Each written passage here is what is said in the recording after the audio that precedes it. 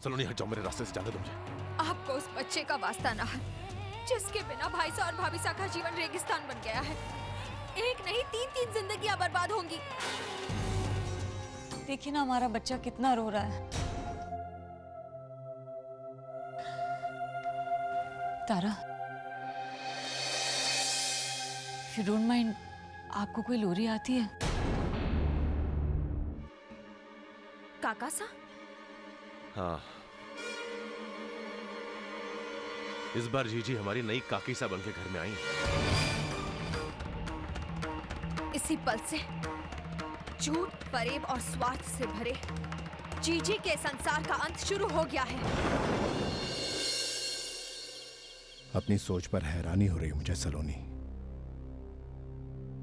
कितने दावे के साथ, विश्वास के साथ कहा था ना कि मैं अपनी सलोनी को अच्छी तरह जानता हूं। उसके बाद भी मैं तुम्हें समझ नहीं सका।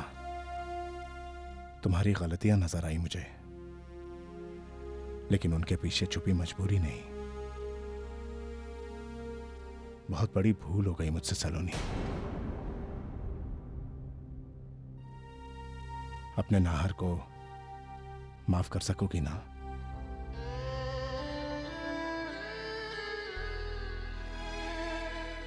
आपसे कोई भूल नहीं हुई है नाहर।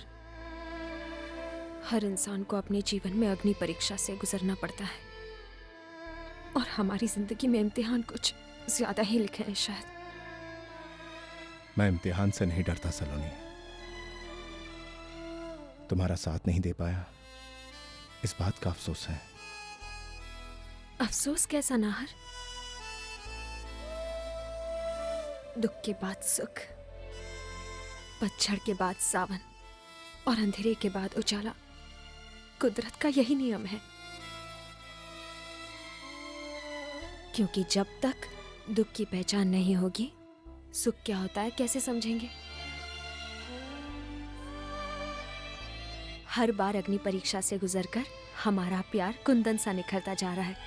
मुझे कोई शिकायत नहीं। लेकिन मुझे है सलोनी। जिस औरत ने हमारे परिवार को तोड़ा, तुम्हें मुझसे और अपने परिवार से अलग कर दिया,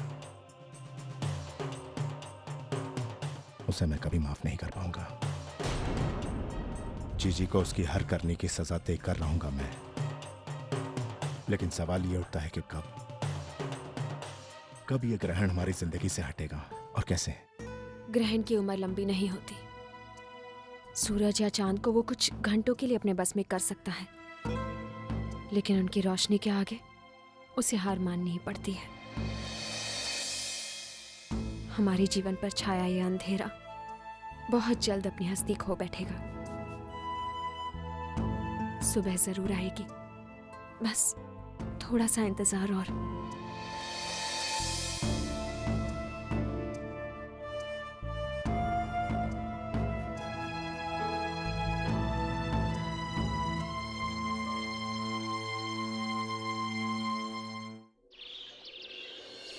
गुड मॉर्निंग काका साहब। गुड मॉर्निंग बेटा।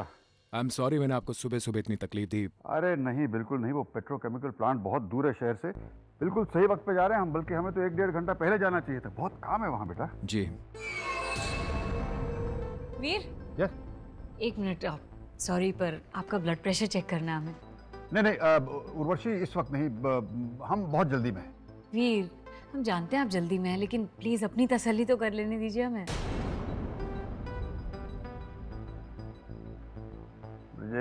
ब्रिजेश जी प्लीज 2 मिनट। जी।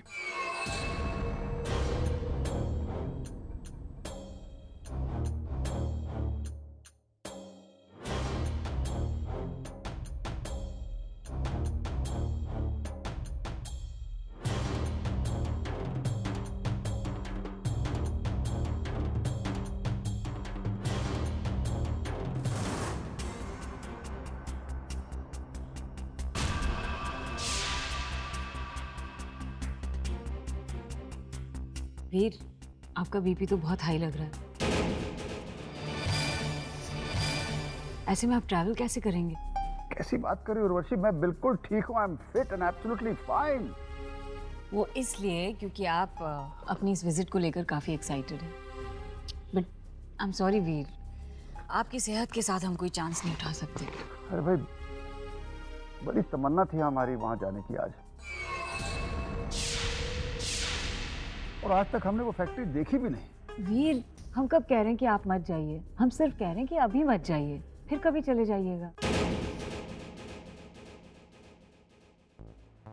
रुचि, शायद तुम ठीक कह रही हो, लेकिन आज हमारा वहां बहुत जरूरी काम था।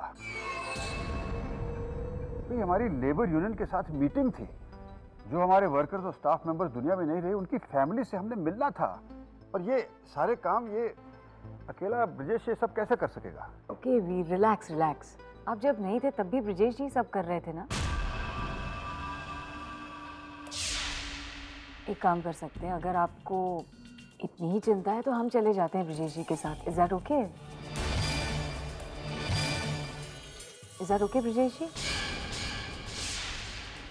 जी, अब आपको तकलीफ करने की जरूरत नहीं है। मैं अपने आप मैनेज कर लूंगा। और वैसे भी आपने अभी तो कहा कि काका सा की तबीयत ठीक नहीं है, तो आपका उनके साथ यहाँ होना ज़्यादा ज़रूरी है, नहीं? हाँ, सो तो है, लेकिन आपके काका साहब यहाँ अकेले थोड़ी है तारा। आप हैं, भाभो हैं, धीर कंवर सा है। आई गेस हम चले जाएं तो बेहतर होगा। Okay okay, what can I से ब्रजेश? इन्हें साथ ले जाओ भाई, इन्होंने भी वो फैक्ट्री अभी तक देखी नहीं।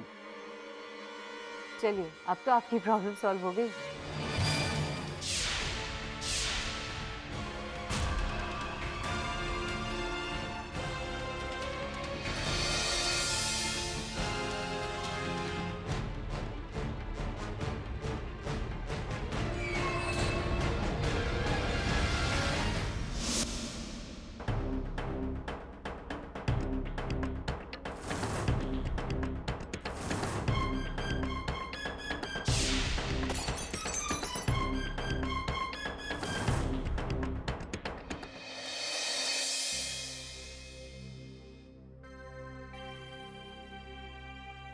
तो अब तुम इन बेजुबान चीजों पर अपना गुस्सा उतारोगे? हाँ? इस गुस्से की वजह जानते हैं ना हम? बोलिए, क्या मेरी नाराजगी जायज नहीं है? हर बार काकासा की बीमारी का बहाना करके वो आपके पास आने का रास्ता ढूंढती है। तुम्हें क्या लगता है तारा, मैं ये बहाने नहीं समझता? तुम्हें इस बात की फिक्र है कि उर्वशी की इन हरकतों के आगे मैं हार मान जाऊंगा? मुझे खो देने का डर सता रहा है क्या तुम्हें? नहीं ब्रजेश, ऐसी बात नहीं है। एक बार मैं गलती कर चुकी हूँ, दोबारा नहीं करूंगी। लेकिन ब्रजेश, इस जीजी के जाल में हम लोग कब तक छटपटाते रहेंगे? हमारी फीलिंग्स को हर्ट करके उन्हें मजा आता है। कब तक चलता रहेगा ये सब? मैंने कहा ना, ज्यादा दिनों तक नहीं। तारा, इस दुनिया में हर चीज, हर बात अपना अंत साथ में लेकर आता है। कोई भी इंसान, किसी भी इंसान की करतूत अमर नहीं होती। ये तूफान भी गुजर जाएगा, और वो भी हमारे कोई नुकसान किए बिना। अब तुम ये सब बातें छोड़ो, मैं वहां मीटिंग खत्म करके शाम को घर आ जाऊंगा। ओके? वो एक्चुअली जीजी को आपके नजदीक देखकर, आपके पास देखकर मुझे पता नहीं क्या हो जाता है। मैं संभाल नहीं पाती अपने आप को। प्लीज बुरा मत मानिए। इसमें बुरा मानने वाली क्या बात है भाई? और फिर ये तो इस बात का सबूत है ना कि तुम मुझे कितना चाहती हो। हाँ, ये अलग बात है कि तुम्हारे प्यार के लिए मुझे किसी सबूत की जरूरत नहीं है। तुम्हारे जैसे खूबसूरत जीवन साथी का इस हद तक प्यार पाकर मैं कोई शिकायत करूं? मैं पागल हूं क्या?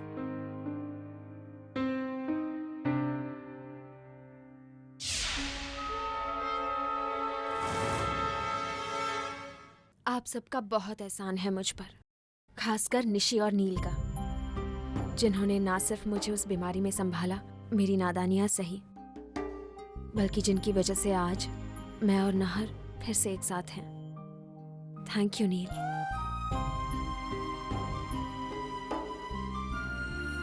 कितनी बार थैंक यू कहोगी? माना कि तुम नील की बचपन की दोस्त हो, लेकिन अब हम भी तो दोस्त हैं ना। और दोस्ती में फॉर्मेलिटीज की कोई जगह नहीं होती। कम ऑन सलोनी, तुम्हें थैंक यू कहने की कोई जरूरत नहीं। सॉरी बाबा, आप थैंक्स नहीं बोलूंगी। और सॉरी भी नहीं। बस जल्द से जल्द मुझे अपने परिवार के बीच पहुंचना है।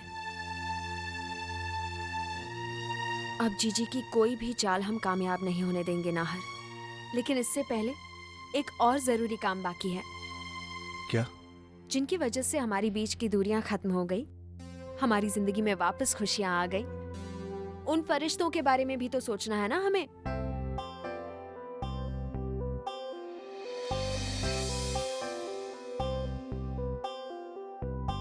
आप दोनों से विनती है कि नील और निशी की शादी जल्द से जल्द करवा दीजिए। अरे बेटा, इसमें विनती कैसी? सलोनी ने बिल्कुल ठीक कहा। अब ज्यादा देर नहीं कर सकते हम। निशी और नील की शादी जल्द से जल्द हो जानी चाहिए। क्यों बेटा?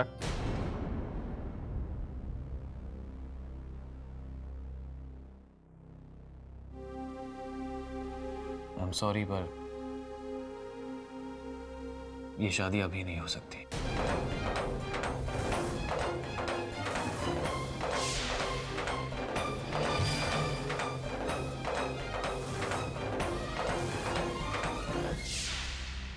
क्यों बेटी, क्या तुमने अपना इरादा? नहीं नहीं आंटी जी, मैं शादी से इनकार नहीं कर रहा हूं।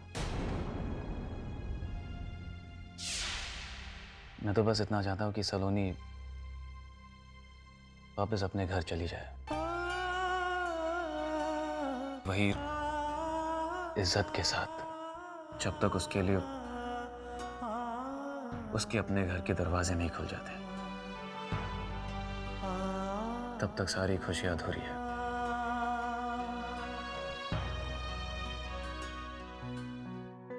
बिल्कुल, सलोनी और नाहर अपने घर में सेटल हो जाए, उसके बाद ही हम शादी करेंगे।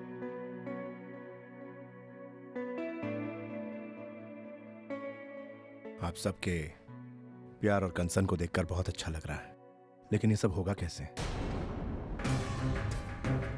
उर्वशी खुद से तो सलोनी को इस घर में वापस आने देगी नहीं, और हम अपनी ओर से कोई जबरदस्ती भी नहीं कर सकते, वरना वो उस मासूम बच्ची के साथ कुछ भी कर सकती है।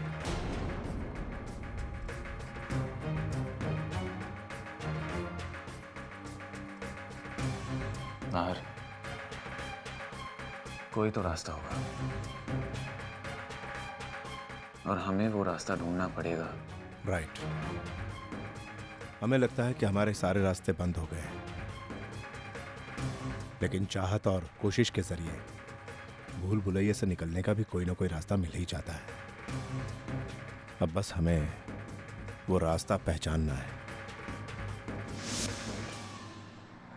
हाँ तारा, सारा काम हो गया है, बस रास्ते में ही हूँ। रात से पहले घर पहुँच जाऊंगा। ठीक है। अच्छा सुनो, हेलो तारा, मेरी आवाज सुनाई दे रही है? Hello hello hello Brajesh, hello Tara, मुझे कुछ सुना नहीं दे रहा। Hello hello Brajesh. सिग्नल मिलते ही। हेलो।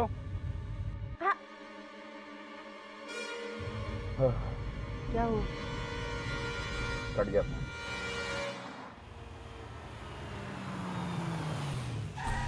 गॉड, क्या हुआ ब्रजेश जी? पता नहीं, मैं चेक करता हूँ।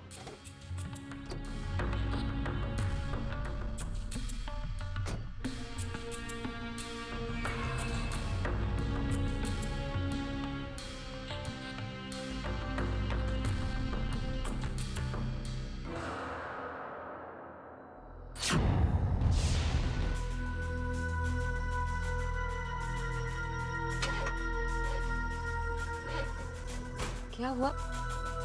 गॉड, इसमें तो पेट्रोल खत्म हो गया। पर आने से पहले आपने टैंक तो फुल करवाई होगी ना? हाँ करवाई थी, लेकिन पता नहीं कैसे इतनी जल्दी खाली हो गई। हो सकता है कोई लीकेज हो। ओह माय गॉड, अब कहाँ फंस गए? अब घर पे सब वेट कर रहे होंगे, उन्हें इन्फॉर्म कर देना चाहिए। सिग्नल भी नहीं है, नहीं तो इन्फॉर्म कर देते।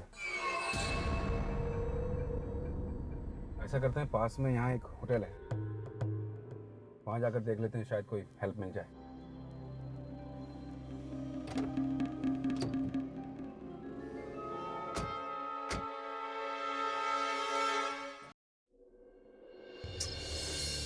भगवान भाभो, ब्रजेश अब तक नहीं आए, कब से फोन लगा रही हूँ, फोन भी नहीं लग रहा है। क्यों परेशान हो रही है तारा? आ जाएगा ब्रजेश। 2 घंटे पहले बात हुई उनसे भाभो, तब कहा था कि काम खत्म करके रास्ते में हूँ, आ रहा हूँ, लेकिन फोन भी नहीं लग रहा, फोन ऑफ है उनका। सब ठीक तो होगा ना? हाँ सब ठीक होगा बेटी। मुझे बहुत डर लग रहा है, लेकिन उन्होंने फोन क्यों नहीं किया, बात क्यों नहीं की उन्होंने? देर होने के कई कारण हो सकते हैं तारा, क्यों इतना परेशान हो रही है बेटी? मैं उनको या उनकी ड्राइविंग को लेकर परेशान नहीं हूँ, उनके साथ। तारा, तुझे अपने पति पे इतना भी विश्वास नहीं? ब्रजेश पर मुझे पूरा विश्वास है भाभो, लेकिन वो जो जीजी है ना, रत्ती भर विश्वास नहीं है मुझे उन पर। मुझे दुख देने के लिए वो कुछ भी कर सकती है। तारा बेटा, शूर्पनखा की कहानी सुनी है ना तूने? अपने अहंकार में चूर राम जी के पास गई थी, पर उसकी कामना पूरी नहीं हुई। उल्टा उसका क्या परिणाम हुआ सभी जानते हैं ना। धीरज धर, आ जाएगा ब्रजेश। जी आपके कार के लिए पेट्रोल का इंतजाम जरूर हो सकता है, लेकिन सुबह से पहले नहीं। इसका मतलब मुझे पूरी रात यहीं गुजारनी होगी? और कुछ हो भी नहीं सकता सर। अगर इस वक्त मैंने किसी को भेज भी दिया तो उसे लौट कर आते आते सुबह हो जाएगी, और रात में आपको किसी से लिफ्ट भी नहीं मिल सकती। पहाड़ी इलाका है, लोग इस वक्त सफर करने से डरते हैं। आप यहीं आराम कीजिए सर, कोई परेशानी नहीं होगी। आपके मैडम के लिए हमने रूम रेडी करवा दिया है, आप फ्रेश हो जाइए, तब तक खाना भी लग जाएगा। यहाँ से किसी को कांटेक्ट करना पॉसिबल है क्या? क्योंकि नेटवर्क ना होने की वजह से मेरा सेल तो बेकार हो गया। संदेश भेजने का एक और तरीका है जी, कबूतर। लेकिन वो सर्विस भी आपको सुबह ही मिल सकती है, क्योंकि अंधेरे में उस बेचारे को भी नहीं दिखाई देगा जी। सही कहा आपने। अच्छा मजाक कर लेते हैं आप। अच्छा ये बताओ, खाना तो सुबह से पहले मिल जाएगा ना? डिनर रेडी है सर, टेरेस पे लगा दिया है, मैडम वहीं पर आपका वेट कर रहे हैं।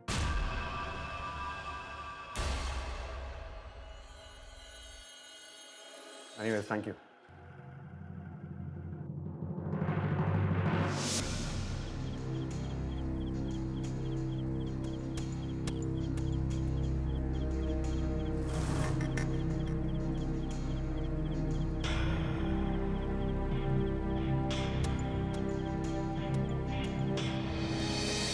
जयश्री,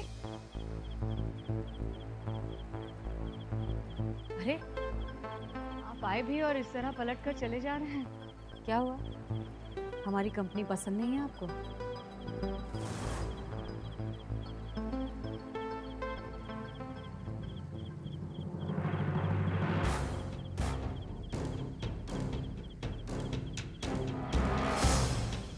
कैसी औरत हो तुम उर्वशी? तुम अच्छी तरह से जानती हो कि तुम्हारा ये जादू मुझ पर नहीं चलने वाला, लेकिन तुम कोशिश करने से बाज नहीं आओगे। मैं सिर्फ और सिर्फ तारा का हूं, मेरी जिंदगी में उसकी जगह कोई नहीं ले सकता। ये बात तुम अच्छी तरह से अपने दिमाग में बिठा लो। दिल के आगे दिमाग की कहाँ चलती है ब्रजेश जी? सच पूछिए तो आपकी यही खूबी हमें आपसे कभी नफरत नहीं करने देती। जी, प्यार का क्या है ना कि ना तो ये किसी के कहने से होती है और ना ही किसी के रोकने से रुकती है। आपसे क्या छुपाना ब्रजेश जी, पिछली बार हम दोनों के बीच जो कुछ भी हुआ, हमें जो धोखा मिला, उसे हमारे दिल में अब के लिए इतनी नफरत पैदा हो गई कि फ्रैंकली उस नफरत की उंगली को थाम कर ही हम इस घर में दोबारा आए थे। I was wrong। जी आपको देखते ही ये दिल पिघल जाता है। पता नहीं क्यों जब आप हमारे सामने होते हैं ब्रजेश जी, तो हमारा सारा गुस्सा, सारी नफरत कहाँ चली जाती है? I don't know। feel so helpless. क्यों आप इतने अच्छे हैं ब्रिजेश जी? क्यों आप इतने सेंसिटिव, इतने मैच्योर, इतने अंडरस्टैंडिंग हैं ब्रिजेश जी? क्यों आप जब भी हमारे सामने होते हैं हम अपने आप को इतना मजबूर पाते हैं? Why? Just tell me why.